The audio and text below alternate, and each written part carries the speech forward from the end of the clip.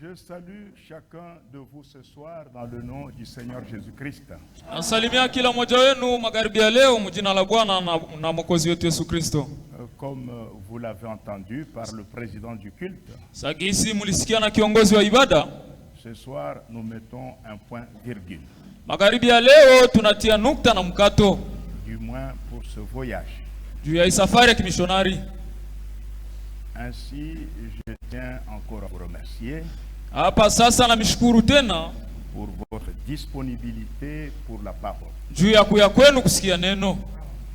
Il y en a qui nous ont invités dans leur maison partager un repas avec eux. Kuko wale walitualika nyumbani kwao tukakula chakula pamoja nao. Il y en a qui nous ont fait parvenir quelque chose pour acheter des unités. Kuko wale ambao walitupatia kitu kidogo juu ya kuuza vocha.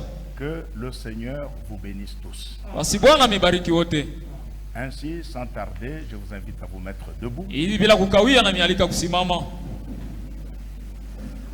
Nous continuons là où nous sommes arrêtés dimanche. Tunaendelea pale tulisimama siku ya Enga. Et ce que le Seigneur voudra nous faire entendre, Na kile Bwana anapenda kutusikilizisha, qu'il nous l'accorde alors. naye atupatie tena. Ouvrons nos Bibles dans Ézéchiel. Tufungue Biblia zetu mkitabu kia Ezekieli. Au chapitre 38. Ezekieli sura yake ya 38. Nous pouvons lire Tunaweza kusoma du verset 1er. kuanzia mstari wake wa kwanza. On va s'arrêter quelque part. Tutasimamia nafasi moja. Et après nous lirons dans Apocalypse, on prendra Zacharie 14. Kisha tutabeba kitabu kia Zakaria sura 14. Et puis Apocalypse chapitre 19. Kisha Ufunuo sura ya 19. La parole de l'Éternel me fut adressée en ces mots. Neno la Bwana likanijia kusema, Fils de l'homme, mwanadamu, tourne ta face vers Gog au pays de Magog, geuza uso wako uelekee Gogu, vers le prince des roches de Meshek et de Tubal, wa nchi ya Mogogu, mkuu wa Roshi, Mesheki na Tubali, et prophétise contre lui. na utabiri juu yake. Tu diras, Na useme, ainsi parle le Seigneur l'Éternel, basi Bwana Mungu anasema hivi, Bwana Yahweh. Bwana Yahweh anasema hivi, Voici, j'en veux à toi Gog, tazama mimi ni juu yako Gogu, prince des roches de Meshek et de Tubal. mkuu wa Roshi na Mesheki na Tubali. Ce sont le peuple au nord d'Israël. Wao ni wa mataifa ya asubuhi ya Israeli. Ce sont les descendants de Japhet, Hao ni uzao wa Yafeti, un des fils de Noé. moja wa wana wa Noa. Voici, j'en veux à toi Gog, prince des roches de Meshek et de Tubal. Tazama mimi ni juu yako Gogu, mkuu wa Roshi na Mesheki na Tubali. Je t'entraînerai. Nami nitakugeuza Je mettrai une boucle à tes mâchoires. na kutia kulabu katika mataya yako. Je te ferai sortir, toi et toute ton armée. Nami nitakutoa pamoja na jeshi lako. Donc il parle à la Russie. Ni kusema iko nazungumzia kwa Urusia. Chevaux et cavaliers tous vêtus magnifiquement. Farasi nao wapambanao farasi. Troupes nombreuses portant les grands boucliers, le petit bouclier. Wote wamevaa silaha za namna zote, jeshi kubwa sana. Tous maniant l'épée. Wote wenye mpanga. Et avec eux, ceux des Perses. Wote wakishika upanga. Ça c'est l'Iran. Ni Iran, nchi ya Irani. D'Éthiopie. Na Ethiopia. Et de Put. Na de Piti. Put c'est la Libye. Ni Libya. Vous pouvez lire, vous qui avez Scofield, dans les références. Tous portant le bouclier et le casque. Wote wenye kuvaa ngabo na kigao. Gomer et toutes ses troupes. Na Gomari na kikundi kyake kyote. La maison de Togorma. Na nyumba ya Toboma. À l'extrémité du septentrion. Basi ngambo ya pili ya jioni. Du nord. Et toutes ses troupes. Na vikundi vyote. Peuple nombreux qui sont avec toi. watu wengi pamoja nawe. Prépare-toi, tiens-toi prêt. Ujiwekee na ukwe tayari, Toi et toute ta multitude assemblée autour de toi. wewe na majeshi yako yote walio kando kando Sois leur yako, chef. nawe uwe mkubwa wao. Après bien 2 jours, tu seras leur tête. Baada ya siku nyingi utakuwa kichwa chao. Dans la suite des années, Katika miaka ya mwisho tu marcheras contre le pays utaingia nchini dont les habitants échappés à l'épée iliyoharibishwa hai yake kwa njia ya mpanga, auront été rassemblés d'entre plusieurs peuples iliyokusanyishwa toka kabila nyingi sur les montagnes d'Israël, juu ya milima ya Israeli longtemps désertes, iliyokuwa ukiwa wa damani, retirés du milieu de peuples. lakini imetolewa katikati kabila ya watu. Ils seront tous en sécurité dans leur demeure. Nao watakuwa katika usalama makaoni pao. Tu monteras, Nawe utapanda, tu t'avanceras comme une tempête, utakuja kama tufani, tu seras comme une nuée qui va couvrir le pays. utakuwa kama wingu yenye kufunika nchi, Toi et toutes tes troupes wewe na vikosi vyako vyote et les nombreux peuples avec toi. na kabila nyingi za watu pamoja nawe. Vous lirez tous les chapitres, Utasoma sura yote, même le chapitre 39. hata sura 39. Cela est en rapport avec la grande bataille d'Armageddon. Ile inalinganisha na vita kubwa ya Armagedoni. Prenons Zacharie 14. Bebe kitabu cha Zakaria sura ya 14. Commençons au premier verset. Tuanze mstari wake wa kwanza. Zacharie 14. Zakaria 14. Voici le jour de l'Éternel arrive, Kwa maana tazama siku ya Bwana imekuja, et tes dépouilles seront partagées au milieu de toi. ambayo mateka yatagawanyika katikati yako. Je rassemblerai toutes les nations pour qu'elles attaquent Jérusalem. Kwa maana nitakusanisha mataifa yote ilipate kushambulia Yerusalema. La ville sera prise, Nao mji utachukuliwa, les maisons seront pillées, nyumba zitaporwa, et les femmes violées. na wanawake watabakwa, La moitié de la ville ira en captivité, na nusu ya watu wataenda katika utumwa, mais le reste du peuple ne sera pas exterminé de la ville. lakini mabaki ya watu hawatauiwa katikati ya L'Éternel mji. paraîtra, Asi wa milele ataonekana, et il combattra ces nations naye atapigana na mataifa hayo comme il combat au jour de la bataille. kama vile anavyopigana zamani siku za vita. Ses pieds se poseront en ce jour sur la montagne des Oliviers, Na siku hiyo miguu yake itasimama juu ya mlima wa Mizeituni qui est vis-à-vis de Jérusalem, unaoelekea Yerusalema du côté de l'Orient. upande wa mashariki. On peut aller au verset 5, Unaweza kwenda mstari wake wa 5 vers la fin. karibu na mwisho. Et l'Éternel mon Dieu viendra, Na wa milele Mungu wangu atakuja et tous ses saints avec lui. na watakatifu wake. Apocalypse 19, Ufunuo sura ya 19. commençons au verset 11. Tuanzie mstari wake wa 11.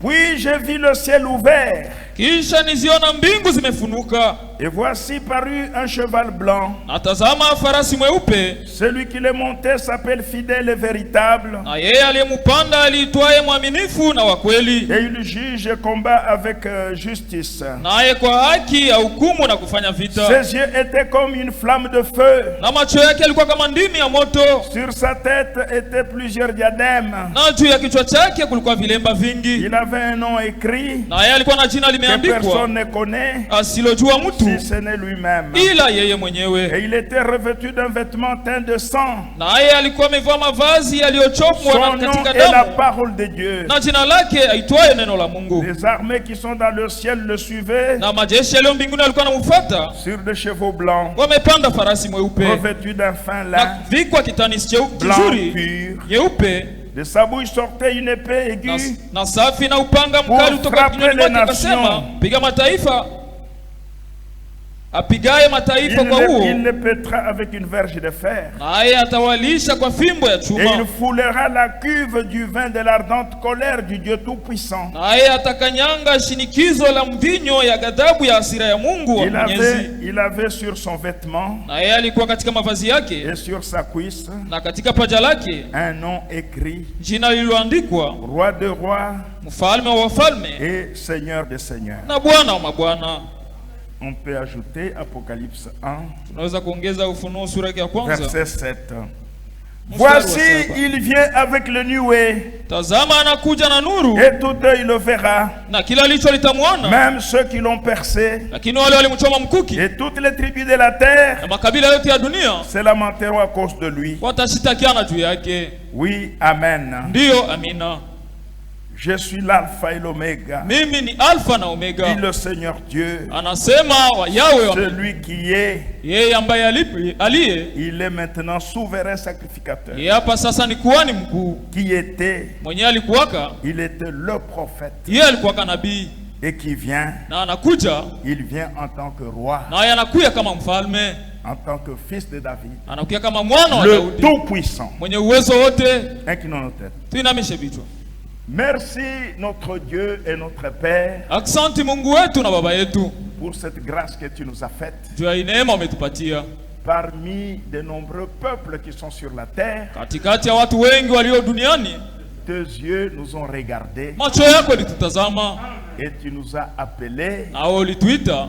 Et tu nous prépares. Na uko natutayarisha. Pour le retour de notre époux. Juu ya kuja kwa bwana harusi wetu. Le Seigneur Jésus-Christ. Na Bwana Yesu Kristo.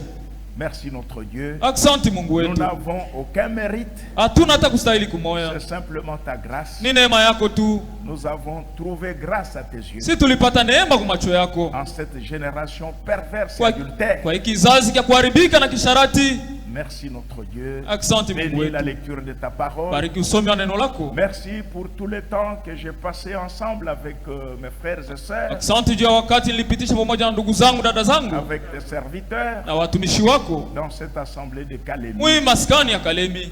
Merci notre Dieu. Asante Mungu wetu. Merci notre Père. Asante baba yetu. Pour toutes les bénédictions. Juu ya mibaraka yote que tu nous as accordées. Ambayo ulituwekea. À l'écoute de ta parole. Na kusikia neno lako. Tu as guéri toutes nos maladies. Uliponya magonjwa yetu yote. Tu as pardonné toutes nos iniquités. Ulisamehe maovu yetu yote. Tu as sauvé les âmes perdues. Uliokoa manafsi yaliyopotea. Et tu continues encore à le faire. Na uko naendelea kuifanya. Même ce soir. Hata magharibi ya leo. Accorde-le nous. Utupatie ile Bwana.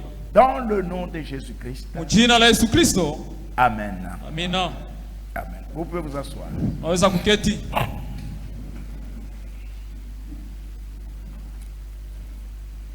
Dans Apocalypse 19. Kitabu cha Ufunuo sura yake ya 19. Au verset 11 là où nous venons de lire. Mstari wa 11 pale tunatoka kusoma. Jean regarde au ciel.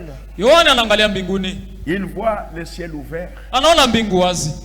Et il voit le Seigneur. Na anaona Bwana sur le cheval blanc. Akipanda farasi mweupe. Là, les festins de noces ont pris fin au ciel. Pale karamu ya harusi imeshamalizika mbinguni. Donc le festin a pris fin. Ni kusema karamu inaisha.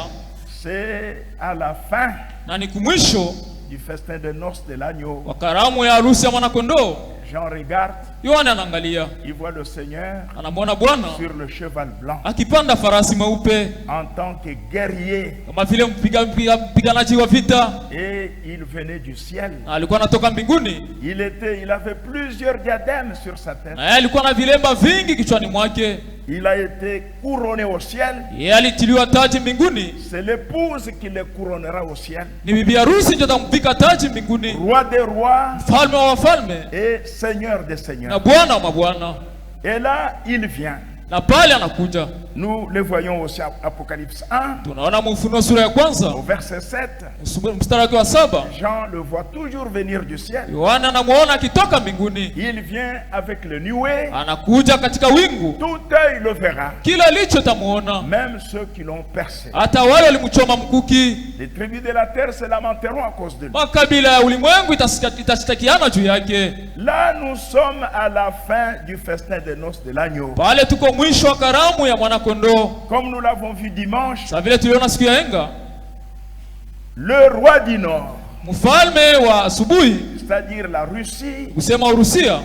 Il aura autour de lui. Yeye kando yake atakuwa des armées de l'Orient. Atakuwa na majeshi ya Orient. Les Iraniens seront là. Wairani watakuwa pale. Les Irakiens. Wairaki. Tous ces rois de l'Orient là. Wale wafalme wote wa Oriani. Il y aura même les Éthiopiens. Hata watu wa Ethiopia qui enverront des militaires. Watatuma askari. Parce que le point de départ sera l'Irak. Sababu mwanzo wa kuanzia vita itakuwa ni Iraki. Le fleuve Euphrate. Ule mto wa Efrata. Qui va tarir à ce moment-là. Ambao utakauka ule wakati. Lorsque la 6e coupe de la colère de Dieu. Wakati kile kikombe cha sita kasirani ya Mungu. Sera déversé sur le fleuve Euphrate. Itamwagwa mu mto wa Efrata. Vous voyez? Unaona?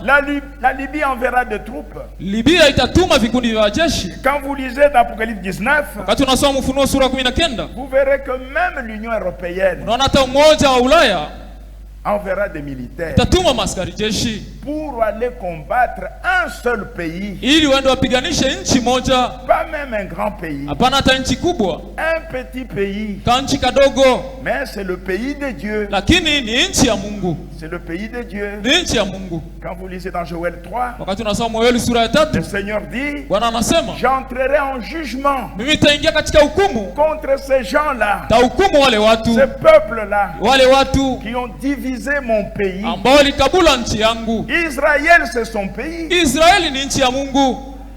Aujourd'hui, leo ils ont divisé. Wanakabula. Ils soutiennent cette division. Wanashikamisha ile makabulano. État palestinien, wakiwa Palestini, État juif.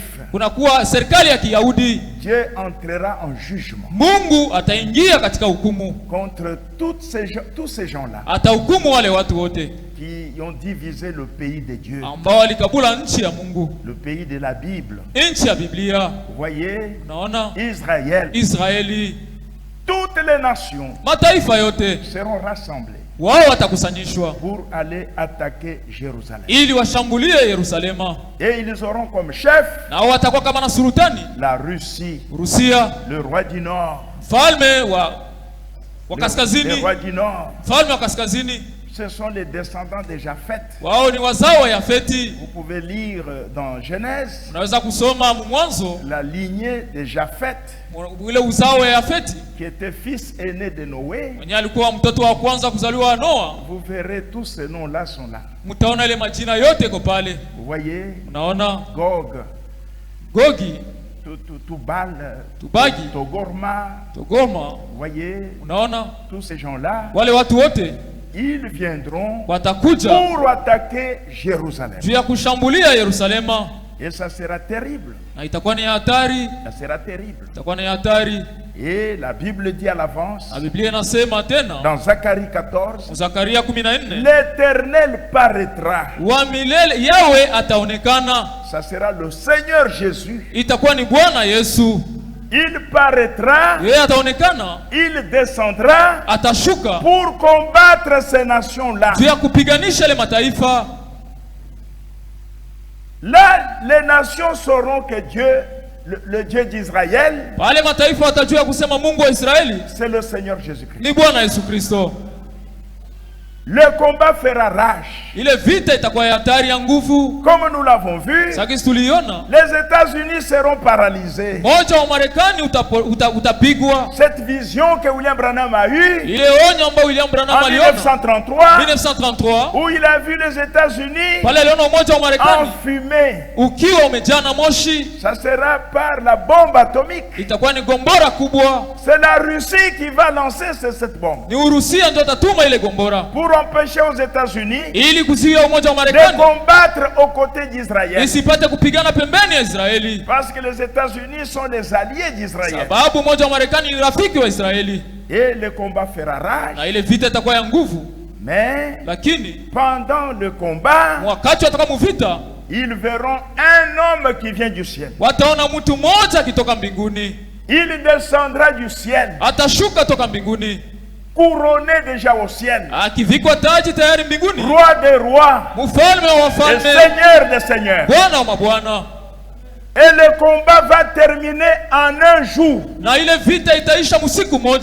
Le jour où il lui descend, c'est ce jour-là que le combat va prendre fin. Dans Ézéchiel, il descendra avec des pluies de pierres. Il y aura la pluie de grêle. Ça sera terrible. Qui tomberont sur les militaires. Et quand il descend, Comme cela est écrit dans Zacharie 14. Ses pieds se poseront sur la montagne des Oliviers, qui est vis-à-vis de l'ancienne ville de Jérusalem. Oui.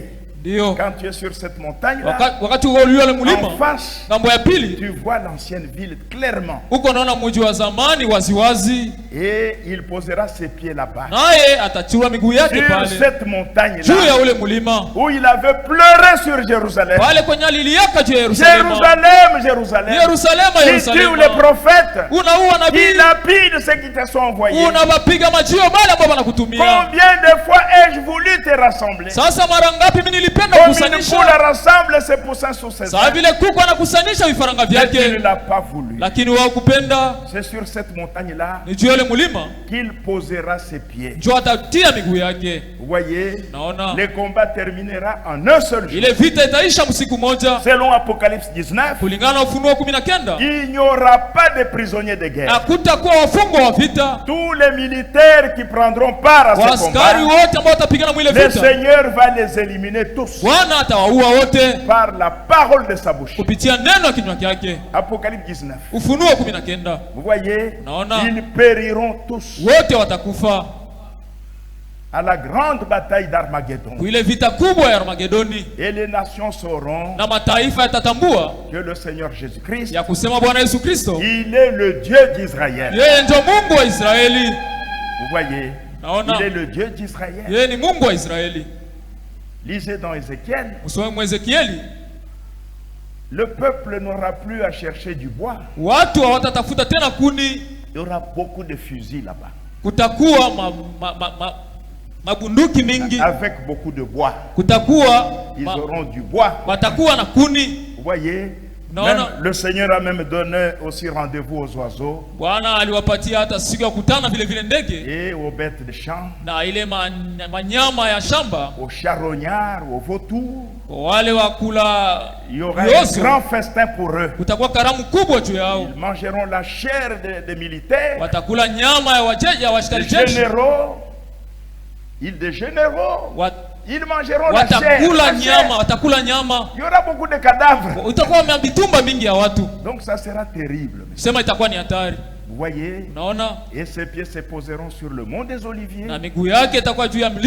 Et dans Zacharie 14, au verset 5, vers le bas, il est écrit: l'Éternel mon Dieu viendra, et tous ses saints avec lui. Donc l'épouse, nous viendrons à sa suite. Lui précède pour combattre, mais nous viendrons à sa suite. Et nous serons sur cette terre, à Jérusalem. Vous voyez, c'est là où nous serons. Et en ce moment-là, mon frère, ma soeur, ce qui est écrit ici dans Apocalypse au chapitre 11, lorsque le septième ange sonnera de la trompette, nous lisons au verset 15. Le septième ange sonna de la trompette, et il y eut dans le ciel de fortes voix qui disaient: le royaume du monde est remis à notre Seigneur et à son Christ, et il régnera au siècle des siècles.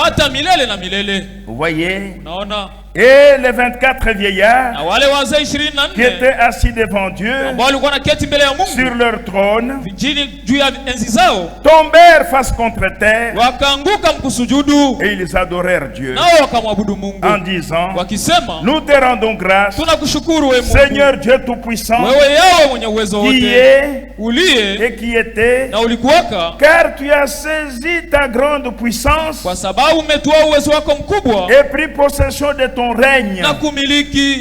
Les nations se sont irritées. Ta colère est venue. Et le temps est venu de juger les morts, récompenser tes serviteurs les prophètes,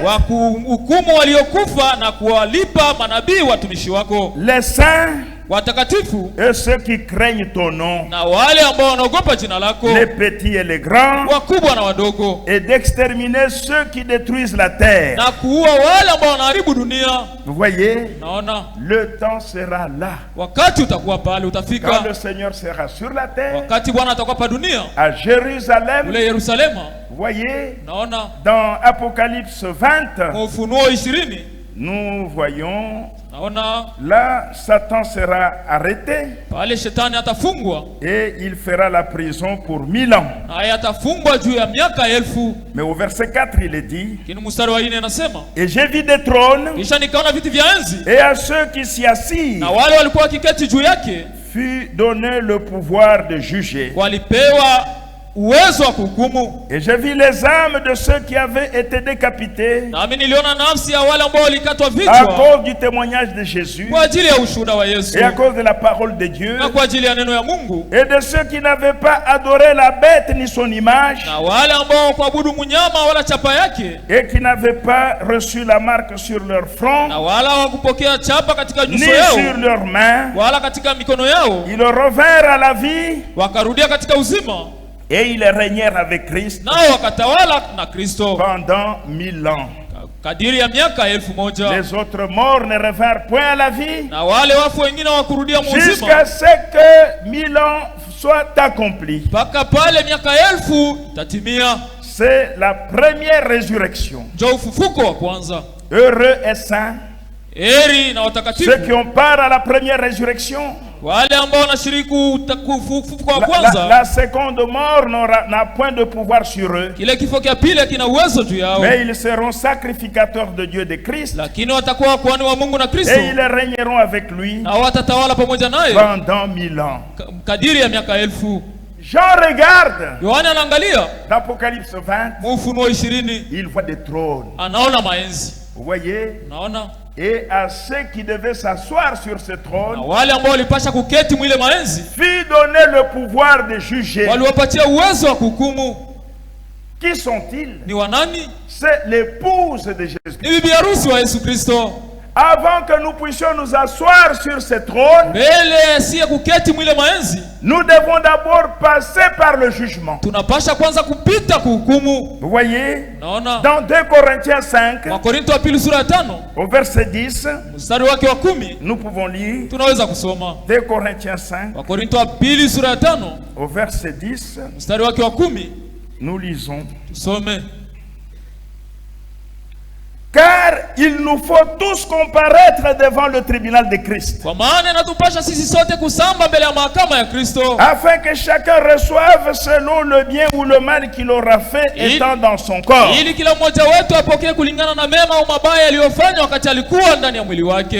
Dans Romains 14, l'apôtre dit la même chose.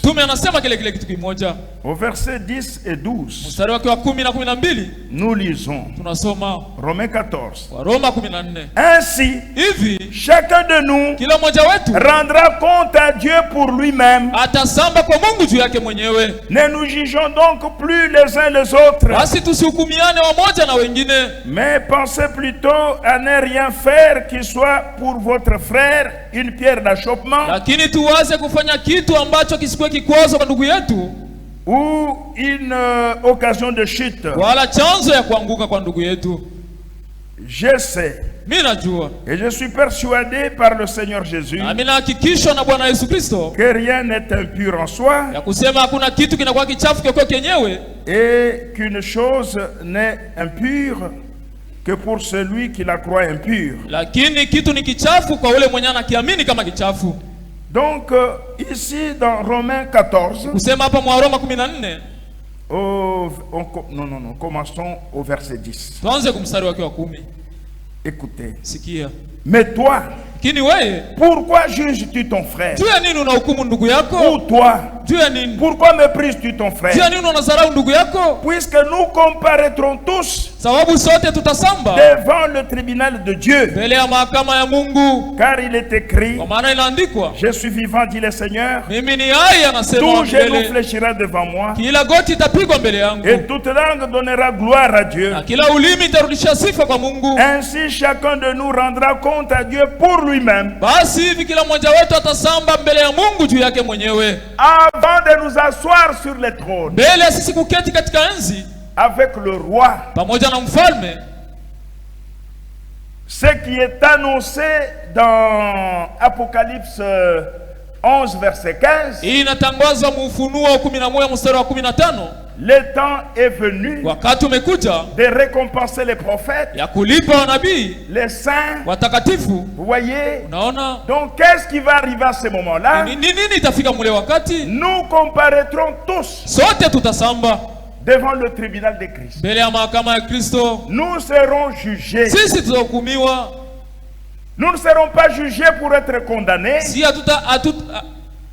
nous ne serons pas jugés pour être condamnés. Nous ne hatutahukumiwa juu ya ghadhabu, mais pour être récompensés. Lakini juu ya kupewa thawabu.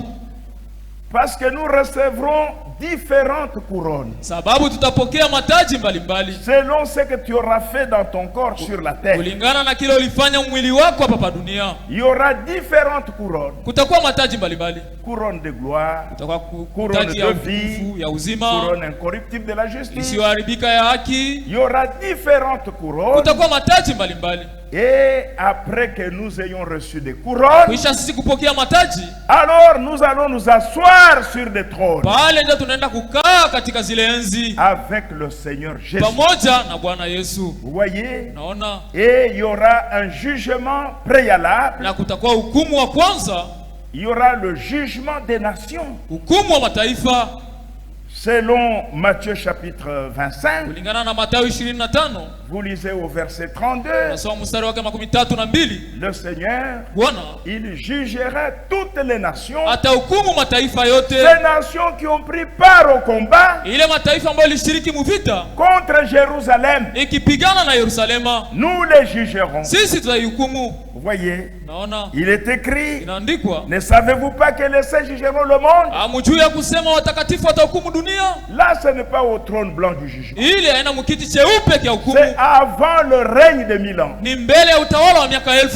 On jugera les nations avec le Seigneur. Tous ces rois-là qui ont pris part au combat, qui ont envoyé leurs forces armées combattre Jérusalem, ils seront tous arrêtés. Selon Ésaïe 24, on les mettra tous dans des cachots. Ils feront la prison 1000 ans. Et c'est à la fin de 1000 ans qu'ils seront châtiés. Vous voyez? Nous jugerons aussi les anges. Même les démons seront arrêtés. Toujours selon Ésaïe 24, on les mettra aussi dans des cachots. Il y aura la résurrection des 144 000. Comme nous l'avons lu dans dans Apocalypse 20, ceux qui avaient remporté la victoire, qui n'ont pas accepté l'image de la bête, ils ne se sont pas pliés devant la bête, ils n'ont pas reçu la marque sur leur front, ni sur leurs mains, la marque de la bête. Vous voyez?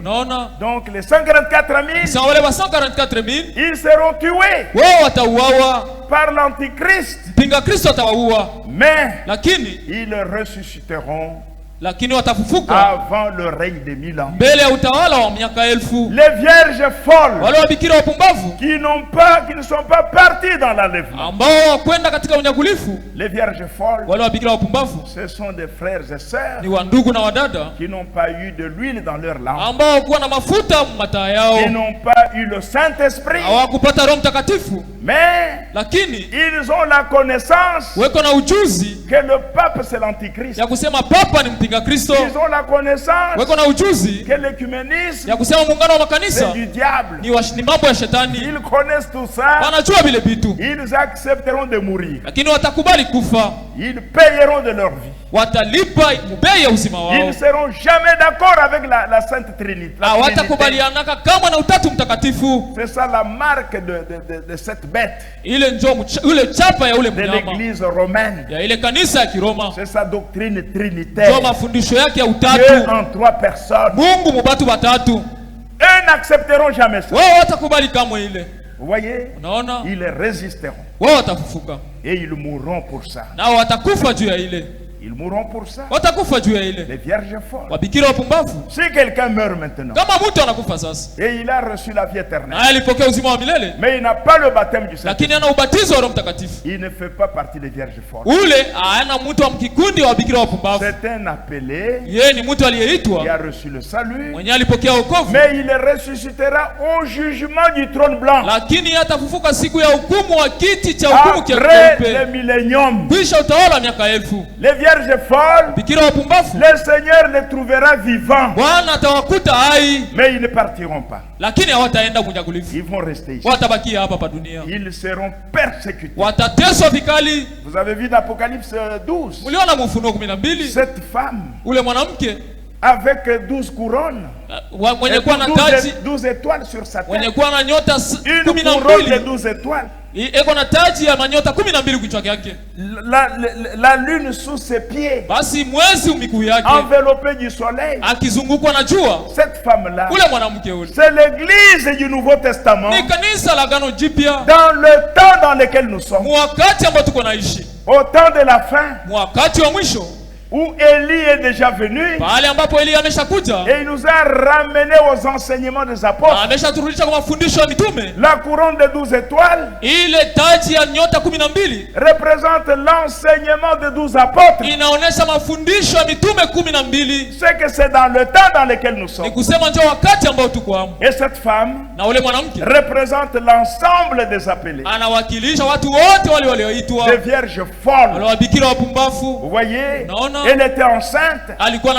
Elle avait les pieds sur la lune. La lune représente les paroles prophétiques de l'Ancien Testament et qui trouvent leur accomplissement dans le Nouveau Testament. Vous voyez, donc elle est enveloppée du soleil qui est le Seigneur Jésus-Christ. Vous voyez, et cette femme-là, elle était enceinte, en travail, près d'enfanter, et le dragon se tenait devant elle. Cela montre quoi? Il y aura un temps de persécution sur nous qui avons reçu le message biblique du temps de la fin. Il y aura une forte persécution. On fermera nos tabernacles, pas seulement ici, sur toute la terre. Vous voyez, le Conseil mondial des églises agira. On fermera même nos tabernacles. Il y aura une persécution, mais il n'y aura pas de mort. Et c'est à ce moment-là que Frère Branham nous a dit dans la prédication, tournez les regards vers Jésus. Il dit, regardez à ce moment-là, vous verrez la dernière pluie qui va tomber. Vous verrez le troisième poule. Vous voyez, Marc 11, 23 sera manifesté dans l'église épouse. Si vous dites à cette montagne, ôte-toi et jette-toi dans la mer, cela arrivera. À ce moment-là, mon frère, ma soeur, nous ne prierons pas, nous parlons. Et la chose sera manifestée. À ce moment-là, tous ceux qui appartiennent à l'église épouse, qui ont encore des infirmités, ils vont expérimenter eux-mêmes la délivrance. Donc tu es aveugle, les yeux s'ouvrent. Tu n'as pas de bras, les bras poussent. Il y aura des puissants miracles.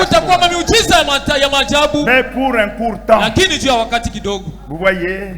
Et il y aura l'enlèvement. Il y aura le départ. Vous voyez? Et c'est le fils mâle. Pendant que le dragon se tient pour dévorer le fils mâle. Dans Apocalypse 12, cette femme a enfanté le fils mâle. Ça représente les vainqueurs. L'épouse de Jésus-Christ. La troupe des vainqueurs qui ont atteint la maturité. Et le fils mâle, dès qu'il est enfanté, il va dans l'enlèvement. Ça sera l'enlèvement de l'épouse de Jésus. Mais la femme qui est enfantée, les vierges folles qui vont rester, le diable va le persécuter. Il va le poursuivre. Mais nous serons déjà au ciel. L'époux sera au ciel. Et le diable, quand il a vu qu'il avait été précipité sur la terre par l'archange Michel, avec les anges de Dieu, nous l'avons étudié. Quand il descendra, la Bible dit malheur à la terre, malheur à la mer, car le diable est descendu vers vous, animé d'une grande colère, sachant qu'il a peu de temps. Réjouissez-vous ciel, et vous qui habitez dans le ciel, nous serons au ciel à ce moment. Et il est dit que le diable, le dragon, il va poursuivre la femme qui avait enfanté le fils mâle. Les vierges folles qui vont rester ici. Et il va lancer le fleuve. Il va lancer de l'eau. Ça sera une vague de persécution. Lisez bien ce livre Apocalypse. Vous comprendrez des choses là-bas que Dieu a révélé pour nous au travers du ministère prophétique de William Marion Branham, mais qui sont enseignés par le serviteur fidèle et prudent. Vous voyez? Donc il va lancer le fleuve, de l'eau, c'est la vague de persécution. Mais la terre va ouvrir la bouche et engloutir les eaux du fleuve. Et la terre, ce sont les gouvernements du monde, les chefs de quartier. Quand ils vont commencer à persécuter les vierges folles, les chefs de quartier vont intervenir, le gouvernement va intervenir pour arrêter cette persécution. Vous voyez? Mais après ça, il va aller pour persécuter les 144 000. C'est dans Apocalypse 12. Vous voyez? Vous pouvez lire à la fin là. Donc ceux qui ont le commandement de Dieu et qui ont le témoignage de Jésus, ça sera les 144 000. Ils auront déjà le témoignage de Jésus, mais ils ont aussi le commandement de Dieu. Vous voyez? Ainsi, pendant la première moitié de 7 ans, pendant que nous sommes au ciel, les vierges folles, Dieu les protégera. Comme il avait protégé Israël dans le désert. Il leur fit donner des ailes d'aigle pour s'envoler dans le désert. Cela montre la protection divine. Ils seront protégés pendant cette période-là. Mais quand l'Antichrist sera tué au milieu de la semaine, au milieu de 7 ans, par le Seigneur qui descendra du ciel, En tant que messager de l'alliance, sa vile mjumbe wa agano, l'alliance sera rompue. Agano itamalizika. On cherchera encore un autre pape. Na pale watatafuta papa mwingine. Le diable s'incarnera en lui. Shetani ataingia ndani yake. Et à ce moment-là, rien ne pourra le retenir. Hakuna kitu kitamzuia. Il manifestera sa nature diabolique. Ataonesha aina yake ya kishetani. L'antichrist Pinga Kristo manifestera la colère sur la terre. Ataonesha kasirani pa dunia. Plus personne ne pourra l'arrêter. Hakuna mtu atamzuia. Il aura la domination sur tout. Atakuwa na utawala juu ya vitu vyote. Vous voyez? Naona? C'est alors qu'il persécutera les vierges folles. Ndio pale atatesa bikira wapumbavu. Et il les tuera. Naye atawaua. Les 144 000 aussi. Wale 144 000 vile vile. Seront persécutés. Na watateswa. Seront tués. Na watauawa. Parce que eux aussi sababu wao vile vile n'accepteront jamais la marque de la bête. Hawatakubali kamwe chapa ya mnyama. Ils ont déjà reçu le sceau de Dieu. Washapokea muhuri wa Mungu. Mais ils seront tués. Lakini watauawa. Mais avant le règne de 1000 ans. Lakini mbele ya utawala wa miaka 1000. Selon Apocalypse 20. Kulingana na Ufunuo 12. Je crois au verset 4. Nawaza kumstari wake wa 4 mkushuka. Ils ressusciteront. Nao watafufuka. Ils font partie de la première résurrection. Nao ni watu ambao watakuwa msehemu ya ufufuko wa kwanza. La première résurrection, ufufuko wa kwanza, ce sont tous ceux qui ressusciteront ni wale watu watafufuka jusqu'avant le règne de 1000 ans. Mpaka mbele ya miaka 1000 utawala wake kwanza. C'est ça qu'on appelle la première résurrection. Ule wakati unaitwa ufufuko wa kwanza. C'est la résurrection pour la vie. Ni ufufuko juu ya uzima. Ceux qui ressusciteront wale ambao watafufuka ne passeront jamais au trône blanc du jugement. Kama watapita ukiti cheupe cha hukumu. Et les vierges folles, na wabikira pumbafu, et aussi, wao vile vile, ils font partie ni sehemu de ce groupe-là. Wa kile kikundi. Ils ressusciteront avant le millénium. Nao watafuka mbele ya utawala wa miaka. Leurs noms sont aussi écrits dans le livre de vie de l'agneau. Jina yao imeandikwa vile vile mkitabu cha uzima cha mwana kondoo. Le livre de vie de l'agneau. Kitabu cha uzima cha mwana kondoo. C'est tous ceux qui vont ressusciter jusqu'avant le règne de 1000 ans. Wale wote watafufuka mbele ya utawala wa miaka 1000 kwanza. Vous voyez, naona ils ne passeront pas par la seconde mort. Hawatapitia kamwe kifo cha pili. La mort de l'âme. Kifo cha nafsi. Les temps de feu. Ile nuru ya tanuru ya moto. Ils n'entreront jamais là. Hawataingia kule. Vous voyez, naona ainsi, hivi, mes frères et sœurs, ndugu zangu dada zangu, à ce moment-là, ule wakati le Seigneur Jésus-Christ Bwana Yesu Kristo sera sur la terre. Atakuwa pa dunia. Et Jean a vu na Yohana aliona dans Apocalypse Ufunuo au chapitre 7. Ufunuo sura ya 7. Ça on peut lire aussi. Tunaweza kusoma vile vile. Apocalypse au chapitre 7. Ufunuo sura ya 7 au verset 9. Après cela, je regardais.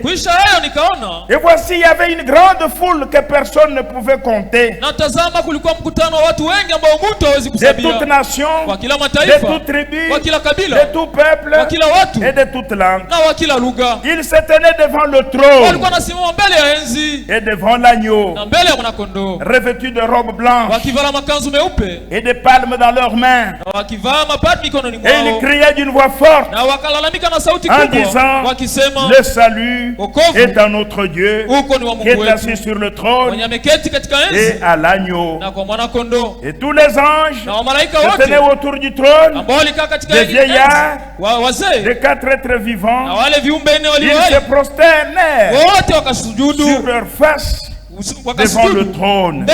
Ils adorèrent Dieu en disant Amen, la louange, la gloire, la sagesse, l'action des grâces, l'honneur, la puissance et la force soit à notre Dieu au siècle des siècles. Amen. Et l'un des vieillards prit la parole et me dit, ceux qui sont revêtus de robes blanches, qui sont-ils et d'où sont-ils venus? Je lui dis, mon Seigneur, tu le sais. Et il me dit, ce sont ceux qui viennent de la grande tribulation. Ils ont lavé leurs robes et ils les ont blanchis dans le sang de l'agneau. C'est pour cela qu'ils sont devant le trône de Dieu et le serviront jour et nuit dans son temple. Celui qui est assis sur le trône dressera sa tente sur eux. Vous voyez cette grande foule qui venait de la grande tribulation. Ce sont les vierges folles. Ils se tenaient devant le trône. Vous voyez? L'épouse, elle, est assise sur le trône. Mais eux se tiennent devant le trône. Et la Bible dit, le Seigneur dressera sa tente sur eux. Et cette tente, ça sera la nouvelle Jérusalem qui descendra du ciel avant le règne de 1000 ans. Selon Apocalypse 21, Jean a vu la nouvelle Jérusalem pareil comme une épouse qui descendait du ciel. Et il lui fit dire, voici la femme de l'agneau. Parce que le mariage a déjà eu lieu au ciel. Maintenant, elle n'est pas seulement l'épouse, elle est devenue la femme de l'agneau. La parole est parfaite. Vous voyez, la nouvelle Jérusalem descendra. Quand vous lisez l'Apocalypse 21, Jean dit, je vis le nouveau ciel et la nouvelle terre. Là, c'est après le jugement du trône blanc. Une fois qu'il a annoncé ça, tous les versets en bas, ça concerne le règne de 1000 ans. Vous voyez, c'est comme dans Ésaïe 65. Quand vous lisez au verset 13, l'apôtre plutôt Ésaïe écrit, Dieu dit, je vais créer de nouveaux cieux et une nouvelle terre. Mais après, il commence à parler des conditions dans le millénium. Ça, c'est le style de Dieu. Vous voyez, la nouvelle Jérusalem descendra du ciel et se posera au-dessus de la Jérusalem terrestre. Dieu créera des conditions de paradis dans la Jérusalem terrestre.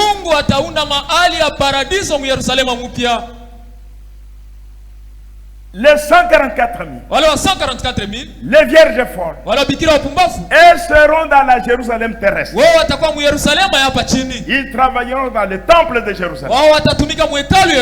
Mais l'épouse, notre demeure avec l'épouse, c'est dans la nouvelle Jérusalem. Ça, c'est notre demeure à nous. Et la nouvelle Jérusalem sera au-dessus de la Jérusalem terrestre. Et c'est très vaste. C'est environ 2200 km de largeur, de longueur, même de hauteur. Ça sera gigantesque. Au-dessus de la Jérusalem terrestre. C'est ça la tente. Le Seigneur dressera au-dessus d'eux. Parce qu'eux seront dans la Jérusalem terrestre. Nous serons dans la Jérusalem céleste avec le Seigneur. Vous voyez? Et pendant le règne de 1000 ans, mon frère, ma soeur, il y aura la paix sur la terre. Comme cela est dit dans Ésaïe 65, le pécheur qui mourra à 100 ans sera considéré comme jeune. À 100 ans, tu es encore un mineur. Parce que les gens seront avec leur corps ici. Mais ils auront le privilège de vivre 1000 ans avec ce corps mortel. C'est une grâce que Dieu leur fait. Satan sera mis en prison. Les démons dans des cachots. Vous voyez? Mais comme les gens ont leur corps ici, ce n'est pas un corps parfait. Ils commettront toujours des erreurs. Et c'est pourquoi le pécheur à 100 ans, si tu as commis une gaffe grave, on peut te supprimer. Oui, te supprimer. Oui, tout ça c'est dans Ésaïe 165. Vous voyez, ça sera le règne de paix. itakuwa ni utawala wa salama. Et à la fin na kumwisho des 1000 ans, wa miaka 1000, Satan shetani sera encore sorti de la prison. atatoshwa tena mgereza. Il ira encore vers le peuple au nord d'Israël. Ataenda tena kwa wale watu wa kaskazini ya Israeli, kule kumagogi. Toujours les mêmes gens là. Wale watu wale en Russie. Kule kurusia. Et ils viendront na watakuja pour attaquer encore juu ya kushambulia tena la ville sainte. Mji mtakatifu. Mais il n'y aura pas de combat. Lakini hakutakuwa tena vita. Le feu viendra du ciel. Moto utatoka mbinguni et les consumera tous. Na utawachoma wote. Vous voyez, ça sera terminé pour eux. Munaona kwabo itaishia pale. Et il y aura le trône blanc. Na kutakuwa enzi nyeupe. C'est là qu'il y aura la résurrection. Ndio pale kutakuwa ufufuko de tout le monde. Wa watu wote. Jean a vu un trône blanc. Et le Seigneur sera là. Na Bwana atakuwa pale pour juger. Juu ya kuhukumu. Toi pécheur, n'attends pas ce moment-là. Wewe mtenda dhambi usingoe ule wakati. Aujourd'hui c'est le jour de grâce. Leo ni wakati wa neema. Reçois le salut. Pokea wokovu. Sans argent. Bila fedha. Sans rien payer. Bila kulipa kitu.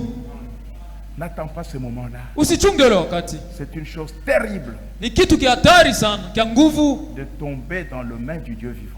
Kuanguka mikono ya Mungu aliye hai. Donc tous ceux qui sont morts dans l'eau, ni kusema wale wote walikufa mumaji, qui ont été brûlés, ambao walilunguzwa, ils vont tous se ressusciter. Wote watafufuka. Et Jean les a vus. Na Yohana aliwaona devant le trône blanc. Mbele ya enzi mweupe. Et là, pale on ouvrira seulement tutafungula tu la partie du livre appelée livre de vie. Sehemu ya kitabu ambayo inaitwa kitabu kia uzima. On ne va pas ouvrir la partie livre de vie de l'agneau. Abatafungua kitabu kia uzima kama na kondoo. C'est pour ceux qui ont pris part à la première résurrection. Ile sehemu ni ya wale ambao walishiriki ufufuko wa kwanza. Mais au trône blanc, lakini mwenzi nyeupe, on va regarder wataangalia les livres des œuvres, kitabu kia matendo, ce que les gens auront fait, kile kenye batu walifanyaka, et les gens seront condamnés. Na watu watahukumiwa. Mais on regardera lakini wataangalia si ton nom est dans le livre de vie, kama jina yako kwa kitabu kia uzima, pour avoir cru au Seigneur Jésus-Christ ya kumwamini Bwana Yesu comme Kristo ton sauveur personnel. Mwokozi wako wa kipekee. Là, pale tu recevras la grâce utapokea neema d'entrer dans la vie éternelle. Ya kuingia uzima wa milele. Tous ceux qui auront rejeté l'œuvre du calvaire, wale wote walikataa kazi ya msalaba, le regretteront. Watahuzunika. On le prendra, watawabeba, on les jettera dans les temps ardents de feu et de soufre, tupa mutanuru ya moto na kibiriti, où il y aura déjà le pape, pale ambako kutakuwa tayari papa, il y aura le président de l'Union européenne, utakuwa rais wa umoja wa Ulaya, et le diable sera jeté là-bas. Na shetani atatupwa mule. Vous voyez, naona seront jetés là-bas. Watatupwa mule. Et ça c'est la seconde mort. Na kile ndio kifo kia pili. C'est la mort de l'âme. Ni kifo kia nafsi. Le Seigneur va retirer le souffle de vie. Bwana atatosha pumzi ya uzima dans l'âme. Ndani ya nafsi. Vous savez, c'est ça qu'il avait soufflé dans les narines d'Adam. Unajua ni ile ndio ambayo alipumuliaka pua ya Adamu. Son âme a commencé à vivre. Na nafsi yake kaanza kuishi. Mais Dieu retirera ce souffle. Lakini Mungu atatosha ile pumzi. Et il prendra toutes ces âmes-là des incrédules. Ils seront jetés dans les temps. Et ils vont être consumés là-bas. On ne sait pas combien de temps. Mais ils finiront par disparaître. Vous voyez, même la mort sera jetée dans les temps de feu. Il sera jeté dans les temps de feu. Et Jean, quand il a regardé, après le jugement du trône blanc, il a vu une nouvelle terre et de nouveaux cieux. C'est cette terre ici, mais Dieu va la purifier totalement. Et il aura un baptême de feu. Même la mer va disparaître.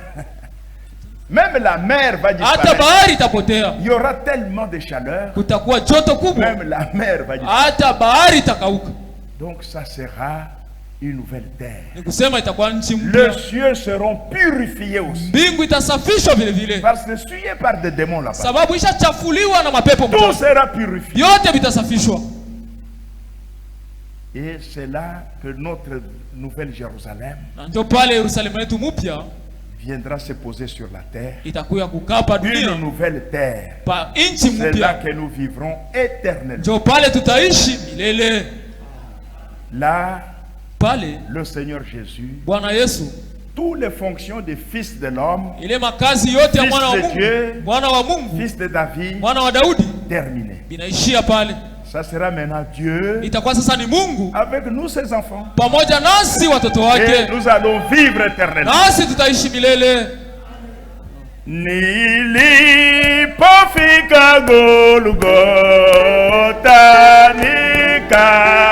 nikaiona huko neema kubwa kama moto, neema ya neema. Mettez-vous debout mes amis. Golgotha ni kama bahari kubwa tele na ya milele.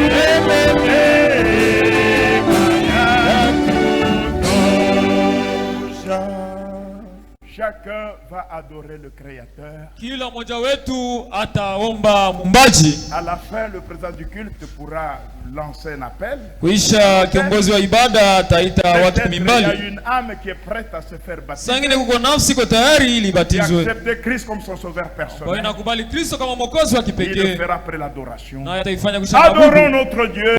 Yote tunaiomba mjina la Bwana wetu Yesu Kristo.